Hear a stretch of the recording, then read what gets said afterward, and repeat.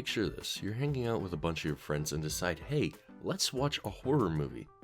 One friend brings up Friday the 13th, another brings up The Conjuring, but that one geek you invite to every party for some reason brings up the movie Gremlins. And it begs the question, is Gremlins even a horror movie? Sure, it's a family-friendly horror movie, we'll say, a rare type, but then he suggests scary movie, and you wonder, is that even a horror movie? If it is, what about something like Hubie Halloween? Is Goosebumps a horror movie?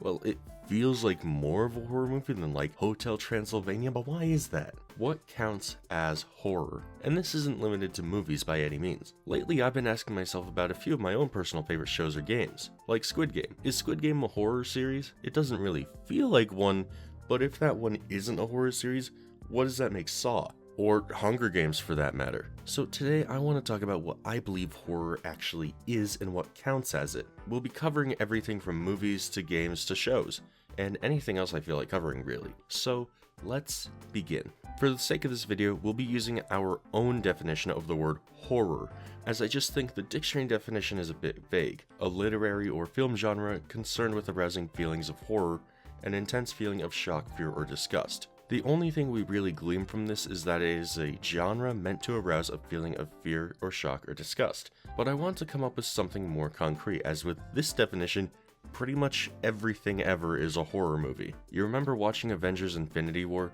Remember being shocked when Spider-Man died? Congrats, it's a horror movie by this definition. So here's what I'd like to lay out instead. For something to be horror, it has to do the following. It must attempt to provoke fear, shock, or disgust as its primary function, and any/all messages within the piece of media are translated through the story elements that create said fear, shock, or disgust. I know that sounds a bit wordy, but I think it's going to be really useful in helping us figure out select individual cases. For example, let's start with a series you guys definitely know, Five Nights at Freddy's. More specifically, let's use Security Breach. This is not a scary game in the slightest. It's very brightly lit, and the closest it ever gets to scaring the player is in the daycare section. But using our definition, it's still horror. Just because it's not successful doesn't mean that the attempt isn't there. It still wants to scare the player. It's just unsuccessful at it, and its story is presented through these horror devices, in which case they are literal animatronic devices trying to kill you. But everyone knows Security Breach is a horror game. How about we pull something more interesting? Dead by Daylight is another favorite of this channel. It's an asymmetric game where you play as either one killer or four survivors, with your goal being to either kill everyone or escape with your skin intact. But something about Dead by Daylight that most concurrent players will agree on is that it is not a scary game in the slightest. This is for a few reasons, but the biggest one is that once you get past the initial fear of the killer and realize it's just another person behind their screen, you lose out on a big piece of fear. On top of that, as time wears on, maps are redesigned to appear more bright. Killers have more complicated kits that are worth actually learning instead of just running from, and both sides get wacky Fortnite tier cosmetics basically every other day it seems. So the question is this, is Dead by Daylight a horror game? Or is it just a game with a horror theme? Is it a werewolf or a kid in a Halloween costume? And this is a tricky one, I think, because the developers are definitely aware that Dead by Daylight is no longer perceived in the same light it once was, to a point where it seems they are aiming more for spectacle than fear. They'll give us these really dope outfits for killers knowing full well they aren't scary, they're cool. But I would still argue that Dead by Daylight is a horror game. By using our previous definition of horror, we can analyze what the messages of Dead by Daylight really are. Although Dead by Daylight is primarily a multiplayer game with more in common with Overwatch than Amnesia, it still has a number of unique stories native to its character archives. These stories explain killers and survivors alike and reinforce the primary message of the game. Death is not an escape. Its lore, story, and even tagline are all horror focused, even if the gameplay itself really isn't at this point. But even then, the game really does play out like a horror movie, with survivors on the run from a powerful killer. I would say that despite losing a lot of its edge as time wears on, Dead by Daylight is still inherently horror. And there are plenty of other examples in video games. How about a classic? Portal is infamous for its dark underbelly hiding beneath a fun puzzle game, and this gets especially highlighted in Portal 2. However, is Portal a horror game? Well, that's hard to say for certain. For one, you're definitely meant to be scared at certain points, but you're also meant to laugh and cry just as often. Portal 2, I think, further builds on the horror elements, but they never take the center stage. Both of these games feel predominantly like adventure puzzle games with horror elements sprinkled in. And that's something that makes horror something to be used as a subgenre. To add to our definition, I'll say this. As a subgenre, horror must take a prominent, noticeable stance and accentuate the primary genre. It does not exist within a vacuum of the original content. So what I mean by this is just because a movie, show, or game has a horror scene or episode or level does not mean it can carry horror as its subgenre by default. For it to have a horror subgenre, it needs to be prominent and recurring, which is what I think we see with Portal. Then there's two games which I think ride the finest line between horror and non-horror, and that is Bloodborne and Hollow Knight. And I'll say this, one of these games I think could count as a horror game, while the other I don't think really is. But the reason both of them struggle to be identified as horror or non-horror is because they are both dark fantasy games, and dark fantasy tends to incorporate a lot of horror elements. For example, common dark fantasy tropes include monsters like werewolves and vampires, which would also be seen in horror media. In the case of Bloodborne and Hollow Knight, however, I think what defines them as horror or non-horror comes down to which elements guide the story forward. Is it the more fantasy-like elements, or is it the horror elements? In the case of Hollow Knight, I will have to say non-horror.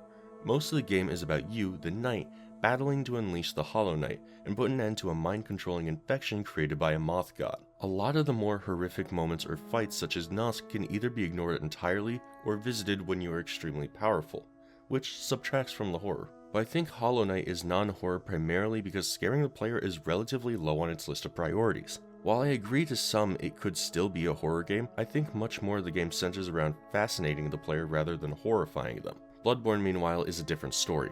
Bloodborne is a dark fantasy game that centers nearly entirely around the monsters you'll face as a hunter. These monsters are intentionally terrifying and strong and draw heavily from sources like H.P. Lovecraft. I will admit I have a lot more experience with Hollow Knight than I do Bloodborne, but in my experience, Bloodborne feels like a horror game with Souls-like gameplay, and that's enough for me to consider it a full-blown horror game. For these next couple games, I just want to briefly run through them because I think they'll likely be asked about in the comments section. Minecraft, non-horror. Although the game does its best to scare you at times, the primary feeling you'll likely experience is adventure and exploration. Doom, horror. Discounting the newer titles, Doom 1, 2, 64, and 3 are all pretty straightforwardly horror-focused titles, with an emphasis on action. I would say without a doubt these games pioneered the action horror genre that we can see in games like Bloodborne, where blasting through perpetually threatening enemies is part of the gameplay loop. As an aside, action horror encompasses a lot of different titles in my opinion, including everything from Alan Wake to Aliens vs. Predator. Metroid Dread, non-horror. Although it is my favorite game on the Switch, I think Metroid Dread is non-horror with some horror elements, especially early on. But by the end of the game, the shift is too drastic for me to consider this anything more than action-adventure. To put simply, it stops trying to scare the player after a certain point because it knows that it cannot. Mouthwashing, horror. Although mouthwashing is primarily a narrative experience rather than a full-on game, it's undoubtedly a horror story and incorporates horror elements like hallucinations into the gameplay directly at times. Pop Goes Arcade? Controversial opinion maybe, but I consider this to be non-horror, as the primary duration of the gameplay will simply be a fun RPG. Yes, there are horror elements, but these are usually relegated to Easter eggs, rather than incorporated into the main story. I'm actually going to use Pop Goes Arcade to transition into talking about Mascot horror in general, as I think there's some outliers, we'll say. For starters, right off the bat, I have to remind viewers that just because the majority of these games aren't scary in the slightest, does not mean that they aren't horror games. But we'll start with probably the most odd series for this video, Garten of Banban. You may be asking why I stopped making Banban videos after 3, and the answer is that there's just nothing to talk about with these games at this point. After 3, it became clear that the Banban franchise was becoming disinterested in scaring the player, and leaned into the almost self-parody angle. Continually, there's jokes at the developer's own expense, and routine comedic dream sequences. I would say that the current Banban series is decidedly non-horror, and it's something I'm kind of glad about. On a side note, I want to say the Euphoric brothers have improved their reputation a lot in recent years, and I think it's because they knew what to do with their series. They leaned into its strengths and gave the fans who stuck around what they wanted, instead of trying to appeal to loser YouTube reviewers like myself, and I have to give them some respect for that. Banban 1 and 2, however, I would still consider horror games, just not very good ones at all. My Friendly Neighborhood is probably the trickiest one for me to rank because really it is never scary and I don't think it tries to be. However, with gameplay taken beat for beat from the Resident Evil franchise, it makes me wonder if it was still attempting horror. It does have a share of scary moments here or there, but nothing more than the odd jump scare now and then. I'm going to have to say My Friendly Neighborhood is non-horror. Poppy Playtime is a horror series, what did you expect me to say? I already covered FNAF, duh, it's horror. Bendy, Well, that's actually a game-to-game basis, but I'd say it's definitely a horror-focused series. Now, let's move on to movies and TV. Let's start with a relatively big one, Squid Game. This is a Netflix series originating from Korea, and I don't need to tell you anything because you've definitely seen it by now, or have seen memes, posts, or clips from the show. But is Squid Game horror? Well, when we consider the driving force behind the majority of the plot is the threat of death, it definitely seems that way at first. But in my opinion, that would also make The Hunger Games a horror movie. And while there are similarities between Squid Game and Hunger Games, Squid Game definitely feels more horror than Hunger Games. And I think that comes down to Squid Game reveling more in the brutality of it. By showing us horrific things like the glass bridge, the tug of war, or red light, green light, we're shown death comes quickly without warning. And often it's incredibly brutal. And unlike Hunger Games, Squid Game gives death a much more prominent identity through the masked guards and the frontmen, rather than in Hunger Games where players have to kill each other more often than not. In my opinion, this disconnect makes it much more clear that Squid Game is about victims rather than players. And admittedly, Squid Game can be incredibly violent with its depictions of death. We've seen people shot, stabbed, fall, among other things. For the most part, these deaths are treated as shocking and panic-inducing. Everything in the show is constantly building to the next death, and I think this is key to what makes it a horror series. The threat of death is always the superior driving force.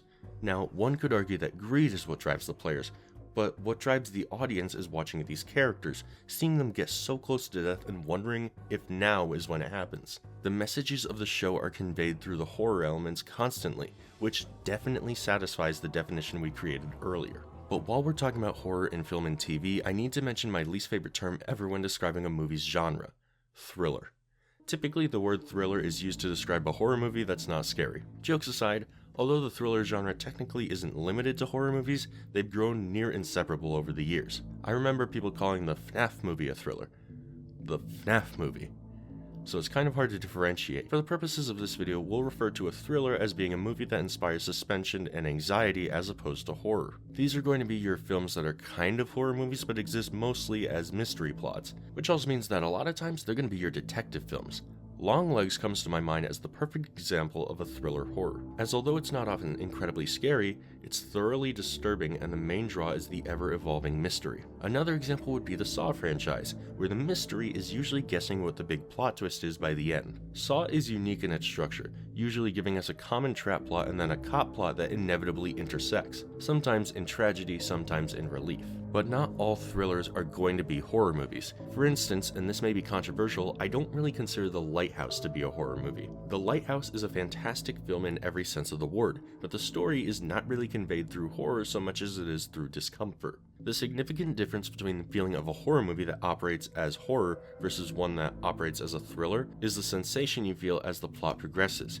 In a horror movie like, say, Alien Romulus, there's an accompanying sense of fear and panic, but in a movie like The Lighthouse, the feeling is more of a subtle discomfort, maybe even disgust. A thriller doesn't make you scared, it makes you anxious. This is why I joked earlier that a thriller movie is just a horror movie that isn't scary. Okay, so we ran through what makes something horror, the subgenres of horror, and thriller movies. What's left? Only the big one, comedy horror. For some reason, comedy and horror just seems to go hand in hand. If I had to guess, it's because audiences love being disarmed, having their expectations played with and their systems shocked, which is something both comedy and horror excel at. But the thing about comedy horror is it's hard to find where priorities often lie. For instance, let's look at Bride of Chucky. This is one of my favorite comedy horror movies of all time, but is it primarily a horror movie or primarily a comedy?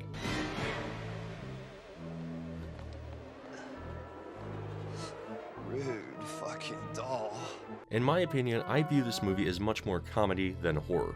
Chucky and Tiffany are hilarious antagonists and are pretty much always the center of attention. I'll be back. I always come back. Yay. But dying is such a bitch. When people die in this film, it's usually quick and humorous to a degree. Full-on horror movies often like to revel in the pain and panic of a death, but not this movie. It's glamorous through and through. So much of the plot revolves around two haunted dolls on their Bonnie and Clyde mission, and the film knows that this is an inherently funny concept. I would say Bride of Chucky is comedy first, horror second. How about Scream? Scream is seen as the quintessential meta-commentary on 80s and 90s slasher movies and culture. It is loaded to the brim with trivia and popcorn fun facts all wrapped up in a sense of humor. You're supposed to be surprised when popular actors like, say, Henry Winkle are killed by a relatively generic murderer with a knife. But in the end, Scream is definitely still horror first. It's just more aware. There's still tension, and as I said before with Bride of Chucky, an amount of reveling in the pain of a death. Although Scream is aware of its similarities to other horror movies, it always takes itself seriously. Characters like Stu, for example, who make light of everything, are looked at as kind of weird in this film, and it's not too much of a surprise when he's revealed to be one of the ghost faces. So yeah, Scream is definitely a horror movie. And there's so many other comedy horrors out there, let me steam through a couple of them. Zombieland, comedy. Tusk, horror. Spree, horror. Killer Clowns from Outer Space, comedy. Evil Dead, horror. Evil Dead 2, horror. Army of Darkness, comedy. American Psycho, fuck you, that's a thriller. An American Werewolf in London, horror. There are so many more horror comedies out there, but these were just the ones I could think of off the top of my head. And with that, I think I've covered just about everything I wanted to say about how I define horror. It's a very fluid genre and often comes paired with something else. Horror mystery, horror thriller, horror comedy. And while you may disagree, I just wanted to put a video out there encompassing the stuff I enjoyed talking about on this channel. Now, if only I could justify Venom being a horror character. Damn. Anyway, I hope you guys enjoyed this video. If you did, be sure to leave a like, and I'll see you in the next one. Peace.